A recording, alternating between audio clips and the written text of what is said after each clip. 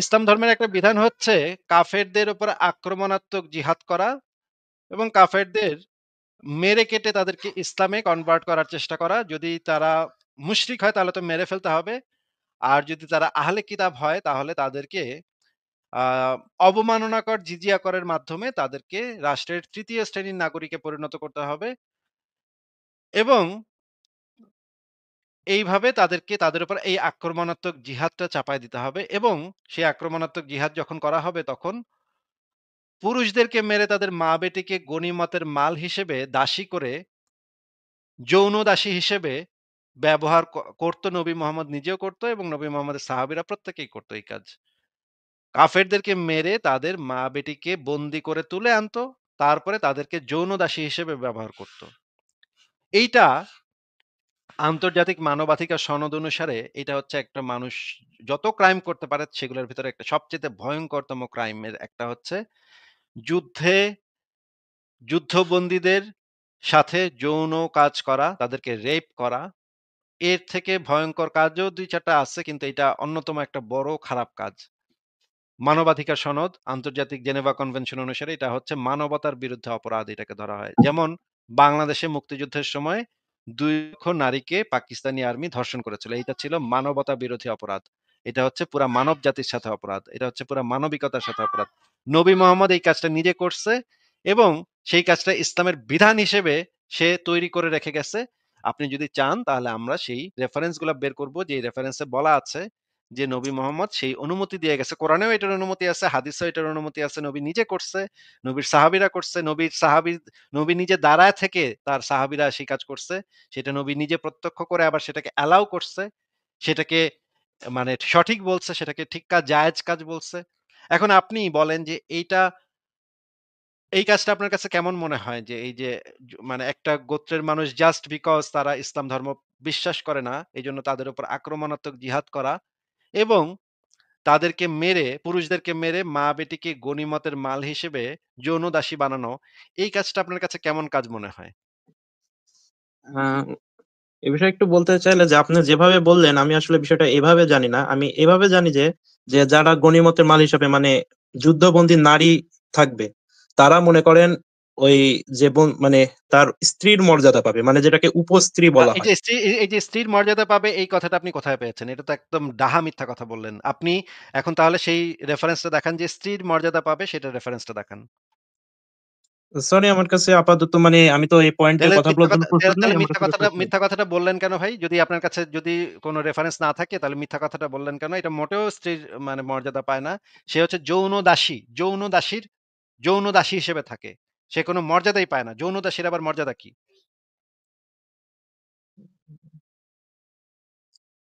যৌন দাসী বুঝেন? রক্ষিতা বুঝেন? জি, বুঝি।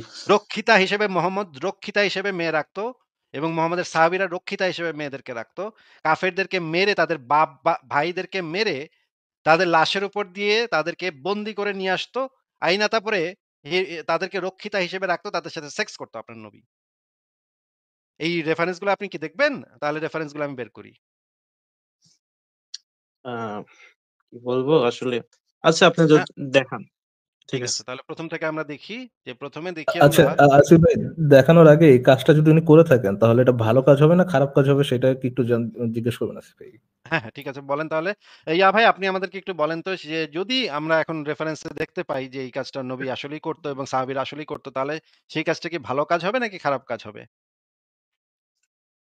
আমি যেটা বললাম যে আমার মানে আমি যে বিষয়টা যেভাবে জানি ওভাবে হলে তো মানে তেমন খারাপ কিছু না। কিন্তু আপনার যেভাবে বলছেন আসলে যদি আপনি প্রুভ করতে পারেন সেক্ষেত্রে আ ভেবে দেখা যায় আরকি।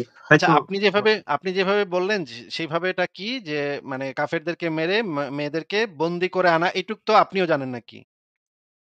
জি, বন্দী করেন না। একটা মেয়েকে বন্দী করে তাদের বাপ, ভাই, স্বামী, সন্তান এদেরকে মেরে মেয়েটাকে বন্দী করে আনা। তারপরে তাকে ঘরে আচ্ছা আপনার কথাই ধরে নিচ্ছি আপাতত। উপপত্নী হিসেবে রাখতো নাকি? জি। রেখে তাদের সাথে সেক্স করত নাকি? হ্যাঁ, এই তখন তো কাজটা তাদের সাথে মানে আপনার কথাই আমি ধরে নিচ্ছি। আপনার যেই ইয়াটা বললেন, এইটাতে আপনার কাছে এখানে কোনো অনৈতিক ব্যাপার বলে মনে হচ্ছে না। এটা ঠিকই আছে নাকি?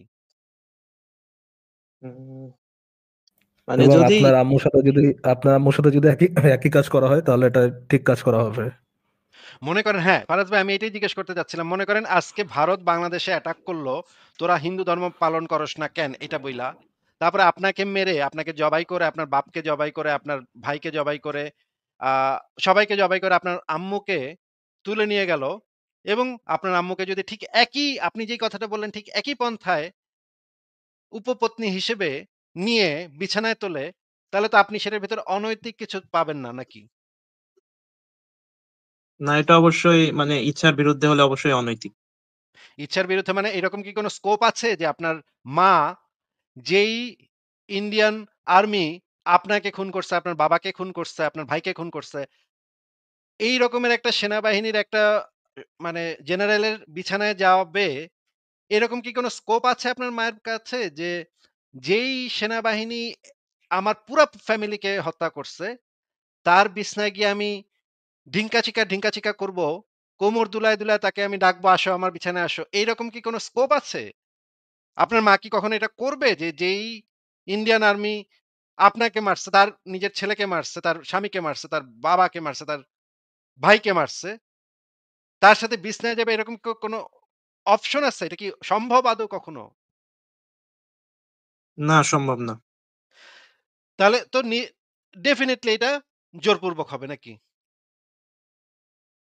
হ্যাঁ, আহ, জোরপূর্বকই হবে। আরেকটা কোশ্চেন, তাহলে কি মোহাম্মদ যখন এই কাজটা করতেন, দম, অন্যদের সাথে মোহাম্মদের সাহাবারা যখন এই কাজটা করতেন, আপনার কি মনে হয় কাফের মহিলারা যারা অমুসলিম তারা মুসলিমদের সাথে ঘুমানোর জন্য যারা নিজের স্বামী, তাদের স্বামীকে, তাদের বাপকে, তাদের সন্তানকে হত্যা করছে, ওই অমুসলিম মহিলারা যে মুসলিমরা যাদেরকে হত্যা করছে তাদের সাথে ঘুমানোর জন্য মানে অস্থির হয়ে থাকতো, মানে নিজ ইচ্ছায় উদ্বুদ্ধ হয়ে থাকতো, এরকম কিছু এরকম মনে তারা করেন আপনি? তারা নিশ্চয়ই সেই মেয়েরা নিশ্চয়ই গরম হয়ে থাকতো যে কখন আল্লাহর নবী এবং আল্লাহর নবীর সাহাবীরা আসবে, আইসা তাদের বন্দি করে তাদের বাপ ভাইকে মেরে তাদেরকে বাইন্দা বন্দি করে নিয়ে যাবে, তারপর বিছনায় তুলবে। এটার জন্য নিশ্চয়ই সেই সময়ের কাফের মেয়েরা উন্মুখ হয়ে গরম হয়ে থাকতো নাকি ভাই? কি বলেন ফুয়াদ ভাই? আমি ভাই এ বিষয়ে আসলে খুব বেশি নলেজ নেই আমার। তবে আমি যতটুকু জানি আপনাকে নলেজ ওইভাবেই বলেছি ভাই। নলেজ আছে কি নাই সেটা আপনার কি আমরা আপনার কি মনে হয় সেটা জিজ্ঞেস করতেছে? এই সম্পর্কে আপনার অভিমত কি সেটা জিজ্ঞেস করতেছে? আপনার কি মনে হয় যে কাফের মেয়েরা কি ওরকম উদ্বুদ্ধ হয়ে থাকতো যে কখন আসবে, উম, তারিয়াল মোমেন ভাইরা কখন তাকে বিছানায় উঠাবে, এটার জন্য উদ্বুদ্ধ হয়ে থাকতো, এরকমটা মনে হয় আপনার? এইটা এইটা যা এই উত্তর দেওয়ার জন্য অনেক নলেজের দরকার নাই ভাই। একটু কমন সেন্স এর দরকার এবং একটু মানবিক বোধ দরকার, একটু কমন সেন্স এর দরকার। এটার জন্য নলেজের দরকার নেই ভাই। এই প্রশ্ন যে আপনাকে যে প্রশ্ন করা হয়েছে, সেটা নলেজের কোয়েশ্চেন না। সেটা হচ্ছে আপনি মানুষ নাকি একটা অন্ততপক্ষে সেই কোয়েশ্চেন। ঠিক আছে? উত্তর দেন। আপনারা যেভাবে বলছেন এভাবে হলে অবশ্যই এটা অমানবিকই হবে। আচ্ছা ঠিক আছে ফারাজ আরে ভাই, ভাই। না না না না না না না না না না না, আসিফ ভাই ভুল কথা বললো তো। আপনি যেভাবে বলছেন সেটা না, উনি যেভাবে বলছে, আসিফ ভাই, উনি যেভাবে প্রেজেন্ট করছে আপনি তো সেটার কথা বললেন, আপনি তো আপনার কথা বলেন হ্যাঁ, নাই। আমি তো আমার কথা এখনো বলিনি। সেটা আমি যেটা যখন দেখাবো সেটা তো আরো এক্সট্রিম খারাপ। সেটা তো আরো ভয়ংকর খারাপ। আপনি তো ফুয়াদ ভাই আপনি যেটা বলছেন সেটা ধরে নিয়ে বলছিলাম। ভাই আমি তো বললাম যে তারা মানে স্ত্রীর মর্যাদা পাবে। তারা আপনার হচ্ছে মাকে, মানে আপনার আম্মুকে মনে করেন স্ত্রীর মর্যাদায় উপপত্নী হিসেবে রাখলো এবং ধরেন আপনাকে একটা দাও দিয়ে জবাই করলো আপনার আম্মুর সামনে, আপনাকে আপনাকে একটা দাও দিয়ে জবাই করলো, পরে আপনার বাপকে নিয়ে আসলো, তারপর তাকে জবাই করলো, আপনার ছোট ভাইকে নিয়ে আসলো, তারা জবাই করলো, পরে আপনার নানারা নিয়ে আসলো, আপনার নানারা জবাই করলো, তারপরে আপনার আম্মুকে স্ত্রীর মর্যাদা দিল, হ্যাঁ, যে যা খাইতে পারবে সেটা খাইতে দিতেছে, যা পড়তেছে সেটা পড়তে দিতেছে, এরকম স্ত্রীর মর্যাদা দিল। আপনার মাকে ঢ্যাং ঢ্যাং করে চলে যাবে তো ওই নিশের সাথে, ওই লোকের সাথে যে আপনাকে, আপনার বাপকে, আপনার নানাকে, আপনার ভাইকে হত্যা করছে, আপনার ফ্যামিলির পুরো পুরুষ ফ্যামিলি মেম্বারদেরকে হত্যা করছে, আপনার ছোট বোনরা একজনের যৌনদাসী বানায় নিয়ে গেছে, তার সাথে কি ওই যে স্ত্রীর মর্যাদা পাওয়ার জন্য আপনার মা ড্যাং ড্যাং করে চলে যাবে? ফুয়াদ ভাই স্ত্রীর মর্যাদা তো দিলোই ভাই, তাহলে সমস্যা কোথায় ভাই? স্ত্রীর মর্যাদা তো দেছেই ভাই। ওনার আম্মুর স্ত্রীর মর্যাদা দেছে। উনি তো খুশি। উনি তো তখন পরকালে বইসা খুশিতে ডগবগ করে নাচতে থাকবে। যে মা, আমার মাকে এই হিন্দু সেনাটা কত সুন্দর স্ত্রীর মর্যাদা দিয়ে উপপত্নী বানাইছে ভাই। কত আনন্দ, কত খুশি আকাশে বাতাসে কত আনন্দ ভাই। কি নাকি কি ভাই মনে ফুয়াদ হয় ভাই? আপনার মা কি ঢ্যাং ঢ্যাং করে রাজি হয়ে যাবে? কথা বলেন ফুয়াদ ভাই, কথা বলতে হবে। আপনার মা কি রাজি হয়ে যাবে? ভাই এই বিষয়ে আসলে আমার ভালো জানা নেই, আমি আর কথা বাড়াতে ইন্টারেস্টেড না ভাই। আমার দেখো প্রথম কথা আপনার হলো কি, আপনার দেওয়া উদাহরণ আপনার জানা নেই না? আপনার নিজের দেওয়া উদাহরণ আপনার জানা নেই? যে যে যে প্যাচারটা আপনি নিজে পারলেন, সেটা সেটা আপনার ক্ষেত্রে করলে মানে ইয়ে হইলে, মানে আপনার ক্ষেত্রে অ্যাপ্লাই হইলে কি হবে সেটা আপনি জানেন না। ও, আপনারা কাফেরদের সাথে সেটা করতে পারবেন। কিন্তু কাফেররা আপনাদের সাথে আপনার আম্মুর সাথে করলে তখন আমি ওই প্রশ্নের উত্তর দিব না ভাই। এই প্রশ্নের উত্তর লক্ষ্মী সোনা জাদুর কোনা টুনটুনি ঝুনঝুনি। বুঝছেন ফারাজ ভাই? এই কোশ্চেনের উত্তর দিলে তো ইসলাম ন্যাংটা। আমার নবী ন্যাংটা হয়ে যাবে সবার সামনে। ভাই, এই প্রশ্নের উত্তর দেওয়া যাবে না ভাই। এই প্রশ্নের উত্তর দিতে গেলে বিরাট সমস্যা আসিফ এই ভাই, নাচ আমি থেকে। একটু শর্টে বলি এই লোক লাস্ট টাইম যখন আসছিল আমার মানে আপনি ছিলেন না, আমার সাথে কথা বলতেছিল, এসে বলতেছে যে ভাই আপনি কি মনে করেন, একটু নিরপেক্ষভাবে বলেন তো, যে মোহাম্মদের জীবনে কি কোনো ভালো কাজ নেই?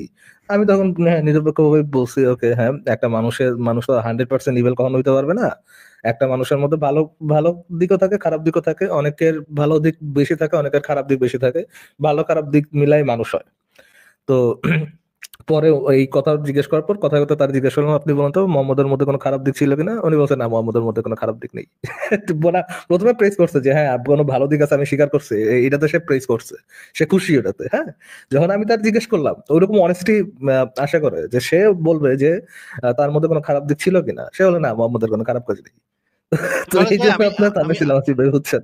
ফারাজ ভাই, ওনাকে নিয়ে আমার তো একটু ইয়া করতে হবে। একটু খেলাধুলা আছে, বাকি আছে। আমি অনেক খেলাধুলা করব ওনাকে নিয়ে। একটু আমাকে একটু ইয়াটা দেন। উনি যেই মানে উনি অনেক বুদ্ধি করে আসছে আমাদের লাইভে, বুঝছেন? বুদ্ধি করে আইছি রে ভাই নাস্তিকের লাইভে। এমন কথা কমু, ওই কি বুদ্ধিটা কইরা আসছে, সে আসছে আমাদের লাইভে। এখন এই বুদ্ধিটা আমি বাইর করতেছি, হ্যাঁ? যেই বুদ্ধি কইরা আইছে, এই বুদ্ধি আমি চিপা, চিপা রস বাইর করতেছি ভাই, হ্যাঁ? একটু আমারে মানে সুযোগ ইয়াটা দেন। ১ম এ আমরা একটা হাদিস পড়ি। ফুয়াদ ভাই, আমাদেরকে এই হাদিসটা একটু পড়ে শোনান তো আল্লাহর ওয়াস্তে। বিসমিল্লাহ বইলা পড়েন, হ্যাঁ? পড়েন। কোথায় থেকে একদম শুরু থেকে পড়া শুরু করব? একদম শুরু থেকে পড়েন, হ্যাঁ। পুরাটা পড়েন, হ্যাঁ? আচ্ছা, পরি একটা ইয়ে দেখতে পাচ্ছি না, পরিচ্ছেদ ১ হচ্ছে ইস্তি ইস্তিবরার আরে এখান পর। থেকে বলো, সহিহ মুসলিম ইসলামিক ফাউন্ডেশন 18 দুধ পান পরিচ্ছেদ 1। হ্যাঁ, এখান থেকে পড়েন। আচ্ছা, ইস্তিবরার পর যুদ্ধবন্দীদের সাথে সঙ্গম করা জায়েজ এবং তার স্বামীর বর্তমান থাকলে সে বিবাহ বাতিল। উবাইদুল্লাহ ইবনে উমর ইবনে মাইসারা কাওয়ারিরি রহমতুল্লাহ আবু সাইদ খুদরি রাদিয়াল্লাহু তাআলা আনহু থেকে বর্ণিত যে রাসূল সাল্লাল্লাহু আলাইহি সাল্লাম হুনাইনের যুদ্ধের সময় আওতাসের দিকে একটি বাহিনী পাঠান। তারা শত্রু দলের মুখোমুখি হয় এবং তাদের সাথে যুদ্ধ করে জয়লাভ করে এবং তাদের অনেক কয়েদি তাদের হস্তগত হয়। এদের মধ্যে থেকে দাসীদের সাথে সহবাস করা রাসূল সাল্লাল্লাহু আলাইহি সাল্লামের কয়েকজন সাহাবী যেন নাজাইজ মনে করলেন, তাদের মুশরিক স্বামী বর্তমান থাকার কারণে আল্লাহ তাআলা এই আয়াত অবতীর্ণ করেন এবং নারীদের মধ্যে তোমাদের অধিকারভুক্ত দাসী ব্যতীত সকল সধবা তোমাদের জন্য নিষিদ্ধ। অর্থাৎ তারা তোমাদের জন্য হালাল যখন তারা তাদের ইদ্যত পূর্ণ করে নিবে। গর্ভবতী হলে প্রসব, অন্যথায় এক ঋতু অতিবাহিত হওয়াকেই ইস্তিবরার বলে। আচ্ছা, মাশাআল্লাহ, খুব ভালো পড়ছেন। এবার একটু বুঝায় দেন এখানে কি হাদিসে কি বলা হয়েছে, একটু বুঝায় দেন আমাদেরকে। উম, এখানে বলা হচ্ছে যে শুরুতে পড়লাম কোথায় যেন গেল যে মানে স্বামী বেঁচে থাকলে সে বিবাহ বাতিল, মানে সেই স্ত্রী তালাক হয়ে গেছে, আর স্বামীকে মানে হত্যা করলে মানে তো মানে হলোই। ওয়েট। এখানে কি হইল? রাসূলুল্লাহ হুনায়নের যুদ্ধের সময় আওতাসের দিকে একটা বাহিনী পাঠাইলো নাকি? মানে মুহাম্মদ একটা দল পাঠাইলো নাকি? হ্যাঁ, বাহিনী পাঠিয়েছে তো। আচ্ছা, তারা ওই কাফেরদের মুখোমুখি হইল নাকি? হ্যাঁ, হ্যাঁ? কাফেরদের মুখোমুখি হলো। আচ্ছা, এই ঘটনাটা কি ওরা আইসা মুহাম্মদরে আক্রমণ করছে নাকি মুহাম্মদ পাঠাইছিল লোক? কারা ঘটনাটা কি ঘটছে একটু বলেন তো? মুহাম্মদ পাঠাইছিল নাকি ওরা আইসা মুহাম্মদের ঘরের ভিতরে আইসা মানে আক্রমণ অ্যাটাক করছে? কারা? কোনটা? কোন দল পাঠাইছে? মোহাম্মদ সাল্লাল্লাহু আলাইহি সাল্লাম পাঠিয়েছেন মানে একটা অভিযান পরিচালনা করছেন। ও প্রতিরোধমূলক না আক্রমণমূলক। এটা আক্রমণমূলক। তার মানে মুহাম্মদ আগ বাড়ায় পাঠাইছে ওদের কাছে। ওরা গিয়া ওদের মনে করেন ওদের যে ঘরবাড়ি আছে সেই ঘরবাড়িতে গিয়ে অ্যাটাক করছে নাকি? ঘরবাড়ির কথা তো উল্লেখ নাই। হয়তো মাঠে হতে পারে বা জনপদে হতে পারে কোনোভাবে। আচ্ছা। ঘরবাড়িতে সেটা আমি পরে বের করে দেখাবো না, অসুবিধা নেই। আচ্ছা ঠিক আছে। ধরে নিলাম যে মাঠেই আক্রমণ করছে। মাঠেই যুদ্ধ-টুদ্ধ হইছে। যুদ্ধ করার পরে মুহাম্মদের বাহিনী অনেকগুলা কয়েদি তাদের হস্তগত। কয়েদি মানে কি ভাই? যুদ্ধবন্দী। আচ্ছা। মানে তাদেরকে তো দড়ি-টড়ি দিয়ে বাইন্ধা রাখে নাকি? হ্যাঁ, কয়েদিকে তো আর খোলা রাখে না কেউ। কয়েদিকে কেউ খোলা রাখে? হ্যাঁ, তবে মানে আচ্ছা ঠিক আছে। মানে কয়েদি আরকি। এই বিষয়টা আর কয়েদি লম্বা মনে করব করেন না। এই কয়েদিদের ভিতরে থেকে একজন এদের তো পালায় যাবার মানে কোনো স্কোপ নাই। পালায় যেতে নিলে তো তাদের মেরে ফেলা হবে নাকি? এটা তো কয়েদি। হ্যাঁ, হস্তগত। হস্তগত মানে কি ভাই? কয়েদি তাদের হস্তগত মানে এই কথাটার মানে কি? হস্তগত মানে তাদের হাতের নাগালে আছে। মানে এভাবে রাখছে। হাতের ভিতরে মানে কন্ট্রোলের ভিতরে নাকি? হ্যাঁ, নিয়ন্ত্রণের ভিতরে নাকি? আচ্ছা। কয়েদি তাদেরকে কয়েদ করছে, তাদেরকে কয়েদি বানাইছে নাকি? বন্দী করছে। আচ্ছা। এরপরে সেই মানে কয়েদিদের মধ্যে থেকে কিছু ছিল নারী, কিছু ছিল পুরুষ। এখন সেই মেয়েদের মধ্য থেকে কিছু মেয়ের সাথে নবী মোহাম্মদের সাহাবীরা সেক্স করতে গিয়া একটু অস্বস্তি বোধ করতেছিল। কারণ তাদের মুশরিক স্বামীরাও তো ওইখানে মানে কয়েদ হইছে। তারাও এখানে জীবিত আছে। তারাও বর্তমান আছে। এই কারণে মানে তাদের স্বামীরা কয়েদ হইছে অথবা এমনও হইতে পারে অন্য কোথাও আছে জীবিত। তাদের স্বামীরা জীবিত। এখন এইরকম কারণে সাহাবীরা করতে ইতস্তত করতেছিল। তখন আল্লাহ পাক একটা আয়াত নাজিল কইরা এই কাজটারে হালাল করে দিল। বলল, "হ তোমরা এক ইদ্দতের পরে কামটা করতে পারো। এই মেয়েদের সাথে মানে মানে করা শুরু করে দিতে পারো। এক ইদ্দত পার হওয়ার পরে।" নাকি ভাই এইটাই তো এই হাদিসে বলা হইছে নাকি? জি এরকমই বলা হয়েছে। আচ্ছা তাহলে এই যে মেয়েগুলা যে হস্তগত হইল, বন্দী হইল, তাদের কন্ট্রোলের ভিতরে চলে গেল, দাসী হয়ে গেল। আগে তো এরা স্বাধীন মানুষ ছিল নাকি একটু আগে? হ্যাঁ, স্বাধীন মানুষ ছিল। মুহাম্মদ সৈন্য পাঠাইলো তখন তাদের সাথে মানে তাদের সাথে ফাইট করতে গিয়ে তারা দাসী হয়ে গেল এবং এই মেয়েগুলো হয়ে গেল গনিমতের মাল নাকি? জি, এবং তাদের স্বামীরা জীবিত থাকার পরেও মুহাম্মদ কইল তার মানে সাহাবীদেরকে তোমরা এক ইদ্দতের পরে তাদের সাথে সেক্স করতে পারো। অসুবিধা নেই করো। আল্লাহ আয়াত জি। দিয়ে দিছে। করতে পারো। আগের হাদিস অনুযায়ী তো মানে যে বিবাহ বাতিল হয়ে গেলে তো এটাই। বিবাহ বাতিল বিবাহ বাতিলটা তো করছে মুহাম্মদ। তাই না? এটা তো আর ওই মেয়েরা করে নাই। তাদের হুম। বিবাহ যে বাতিল এটা তো আর ওই স্বামীরাও করে নাই, স্ত্রীরাও করে নাই। এটা তো বাতিল করছে মুহাম্মদ নাকি? যেহেতু তারা ধরছে ওদেরকে কয়েদ করছে।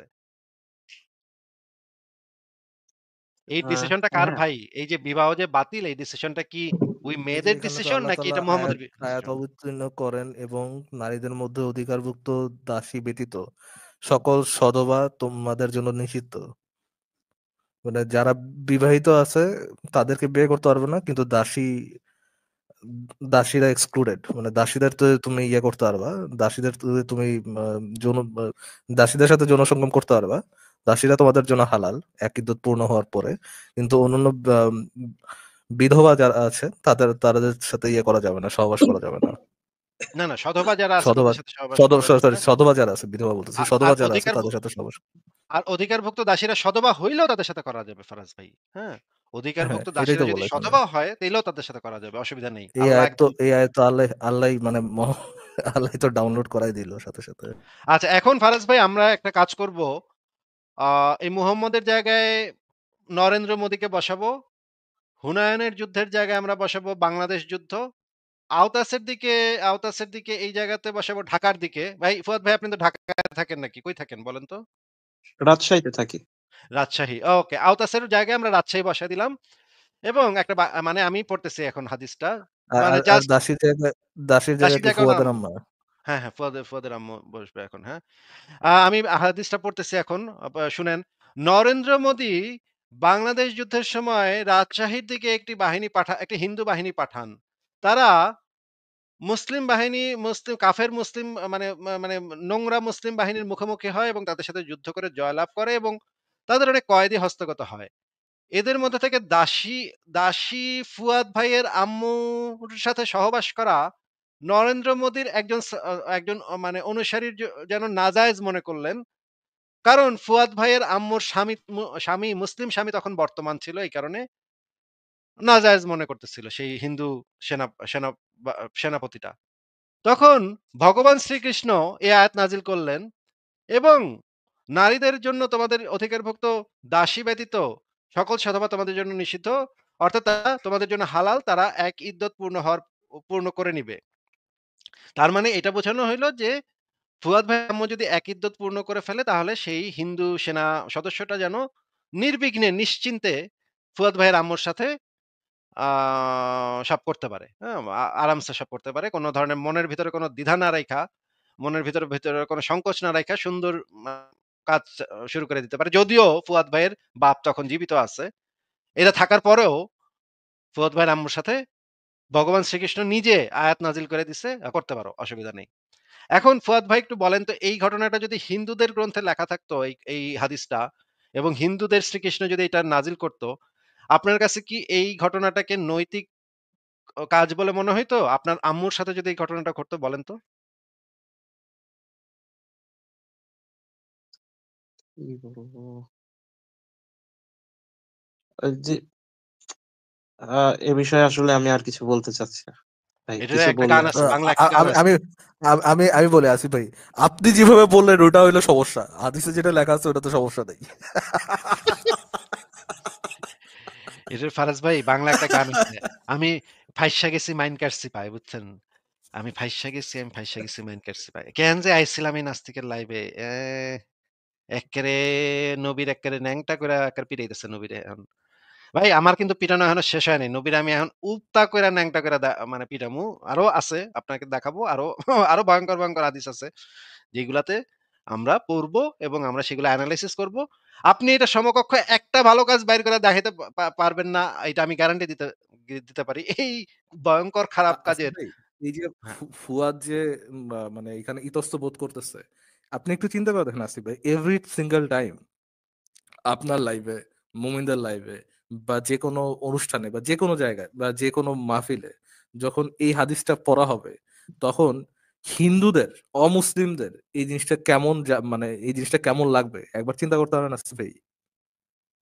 এভরি সিঙ্গেল টাইম যখন এটা এটা পড়া হয়, তখন অমুসলিমদের এটা পড়লে কেমন লাগে একটু চিন্তা করা যায় আসিফ ভাই? অবশ্যই ফারাজ ভাই আমি কিন্তু এই হাদিসটা পড়ছি মুসলিম থাকা অবস্থায় এবং এই হাদিস মুসলিম থাকা অবস্থায় পড়ে আমার বমি আসছে ভাই। এটাই বললাম আর কি। দেখেন, আপনি এই জায়গায় জাস্ট ফুয়াদের আম্মারে বসাইছেন আর হচ্ছে আহ, মোহাম্মদের জায়গায় নরেন্দ্র মোদীরে বসাইছেন। এতেই ফুয়াদ ভাইয়ের অবস্থার একেবারে মানে করুণ অবস্থা, সে আর কথাই বলতে পারতেছে না। চিন্তা করতে পারেন, এভরি সিঙ্গেল টাইম যখন এই জিনিসটাকে জাস্টিফাই করা হয়, এই জিনিসটাকে ভালো বলে প্রচার করা হয়, এই জিনিসটা যে আসছে, এই জিনিসটা মানুষকে জানানো হয়, প্রত্যেক অমুসলিমের কেমন লাগে এটা পড়ার পর যে আমার বাপ মার সাথে এরকম করার অধিকার মানে ইসলাম দিয়ে রাখছে। চিন্তা করতে পারেন মানে তাদের উপর কেমন যায় এটা।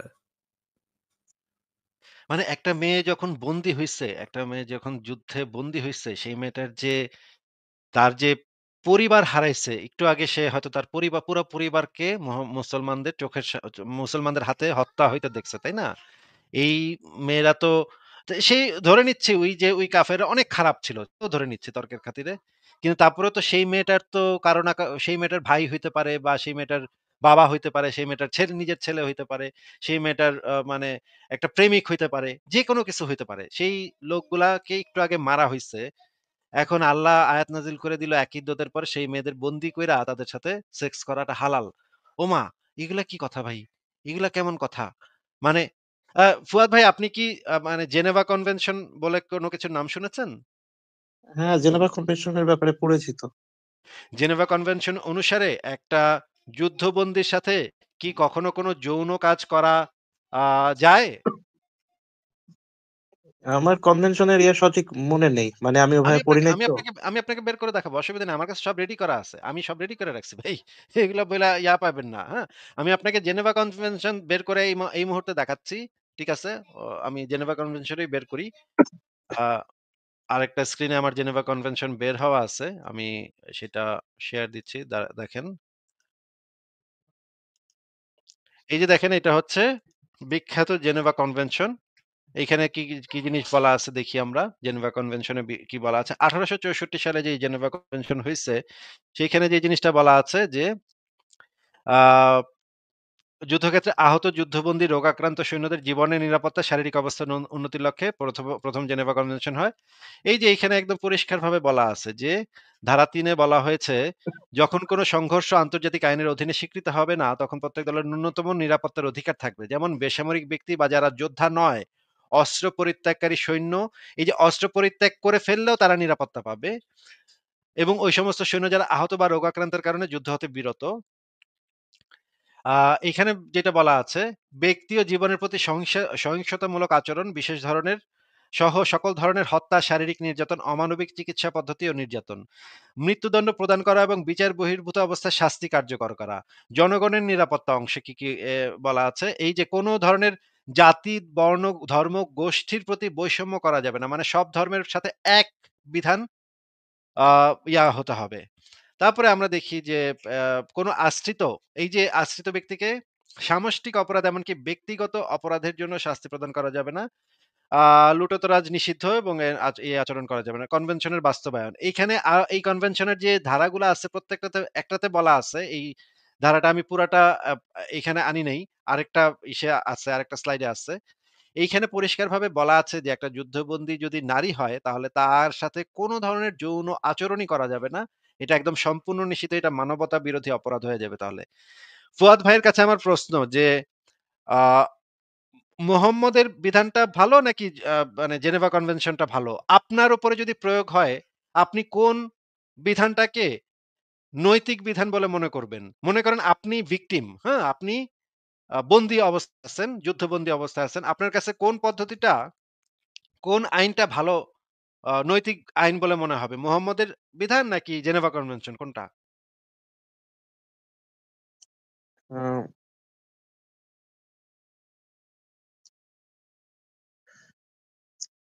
ও, অপেক্ষা করছি ভাই, আপনার উত্তরের অপেক্ষা করছি।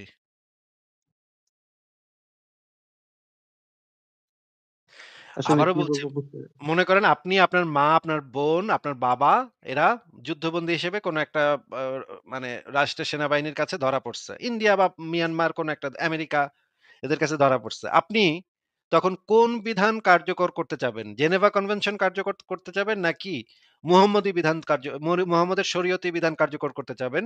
যেই শরীয়তি বিধানে ওই ওই দেশের সৈন্যরা আপনার মাকে বিছনায় নিতে পারবে, আপনার বোনকে বিছনায় নিতে পারবে, আপনাদেরকে জবাই করতে পারবে। বলেন তো ভাই? এর মধ্যে যেটা অবশ্যই ভালো, এখন কোনটা ভালো সেটা আপনিও জানেন। না, না, এটা আপনার মুখ থেকে আমরা ভাই সবাই জানি এগুলা। যাইনি তো নাস্তিক হইছি ভাই। কিন্তু আপনার মুখ থেকে শুনতে চাচ্ছি ভাই। জেনেভা কনভেনশনের ইয়েগুলো তুলনামূলক ভালো মনে হচ্ছে। তুলনামূলক ভালো, আচ্ছা। আর যদি কাফেরদের উপরে অ্যাপ্লাই করতে হয়, অমুসলিমদের উপর অ্যাপ্লাই করতে হয়, তখন কোনটা অ্যাপ্লাই করা উচিত? জেনেভা কনভেনশন নাকি আহ, মুহাম্মদের বিধান? তাইলে ভাই মোহাম্মদের বিধানটা ভালো ভাই। না আমরা না, আমি গনিমতের মাল ওনার পাবো। কাছে তাইলে ভাই আমরা, শুনতে যাচ্ছি ওনার।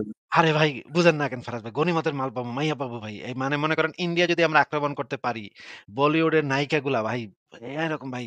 বুঝেন না কেন ফারাজ ভাই? আপনার দিমুনে, আপনার একটা দিমুনে। কি জানি একটা রাশ্মিকা মন্ডারা না কি জানি একটা আছে রাশমিকা মান্দানা আর ক্যাটরিনা কাইফ, ২ টারে লন, আপনি লয়েন। হ্যাঁ? বাদ বাকি দিয়ে আমার আমার জন্য রাইখেন, হ্যাঁ? অসুবিধা আছে? আচ্ছা, ফুয়াদ এই ভাই কি আপনি কারে নিবেন কোন? ফুয়াদ ভাই বলেন তো, যদি অমুসলিমদের উপর করা হয়, মানে অমুসলিমদের উপরে ইয়ে করা হয়, অ্যাপ্লাই করা হয়, তাহলে কোন বিধানটা অ্যাপ্লাই করা উচিত? জেনেভা কনভেনশন অ্যাপ্লাই করা উচিত নাকি মুহাম্মদের বিধানটা অ্যাপ্লাই করা উচিত? ফুয়াদ ভাই বলেন। Geneva convention.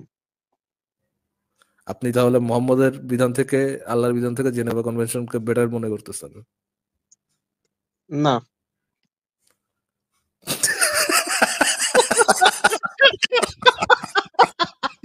আমি চুজ করব নিজের জন্য জেনেভা কনভেনশন, আমি চুজ করব অন্যদের জন্য জেনেভা কনভেনশন, আমি চুজ করব না নিজের জন্য ইসলামের ইসলামের হুকুমত, আমি অন্যের জন্য যাব না ইসলামের হুকুমত। কিন্তু ভাই জেনেভা কনভেনশন থেকে না মোহাম্মদেরটাই বেটার, বুঝেছেন ভাইয়া? মাইরালা ভাই, মাইরালা, মাইরালা ভাই, মাইরালা। ইস, ইস রে। আরে আরে মুমিন রে।